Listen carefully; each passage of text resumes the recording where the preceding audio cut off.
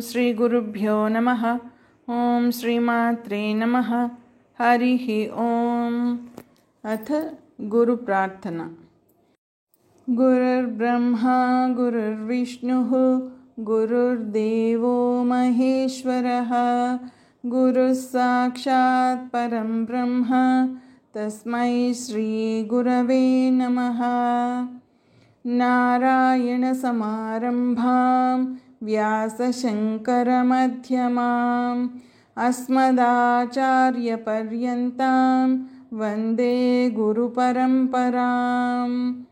दक्षिणामूर्ति प्रार्थना। निधये सर्वविद्यानां भिषजे भवरोगिणां गुरवे सर्वलोकानां दक्षिणामूर्तये नमः। ॐ नमः प्रणवार्थाय शुद्धज्ञानैकमूर्तये निर्मलाय प्रशान्ताय दक्षिणामूर्तये नमः। अथ गणेशप्रार्थना। शुक्लाम्बरधरं विष्णुं शशिवर्णं चतुर्भुजं प्रसन्नवदनं ध्यायेत् सर्वविघ्नोपशान्तये। वक्रतुण्डमहाकाय सूर्यकोटिसमप्रभा निर्विघ्नं कुरु मे देव सर्वकार्येषु सर्वदा। हयग्रीवस्तोत्रम्।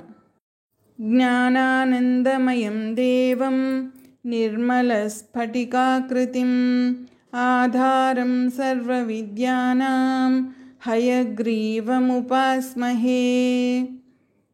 श्रीललिता त्रिपुरसुन्दरी देवी प्रार्थना।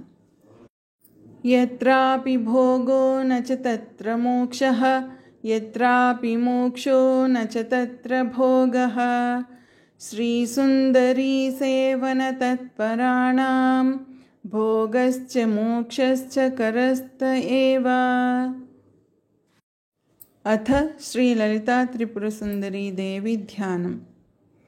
सिन्धूरारुणविग्रहां त्रिनयनां माणिक्यमौलिस्फुरत्तारानायकशेखरां स्मितमुखीं मापीनवक्षोरुहां पाणिभ्यामलिपूर्णरत्नचषकं रक्तोत्पलं बिभ्रतीं सौम्यां रत्नघटस्थरक्तचरणां ध्यायेत् परामम्बिकाम्।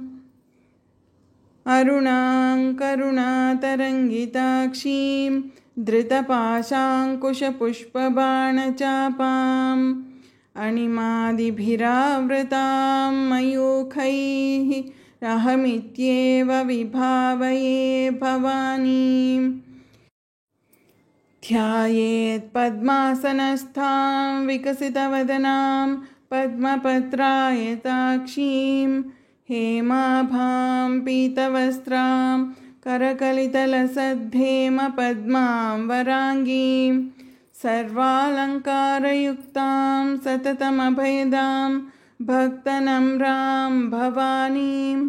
श्रीविद्यां शान्तमूर्तिं सकलसुरनुतां सर्वसम्पत्प्रदात्रीं।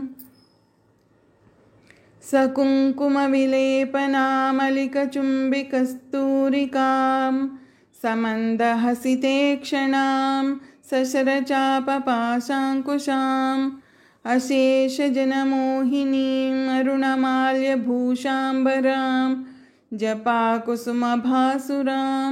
जपविधौ स्मरेत् अम्बिकाम्। हरिः ॐ तत्सत्। ॐ श्रीगुरुभ्यो नमः। श्रीमात्रे नमः।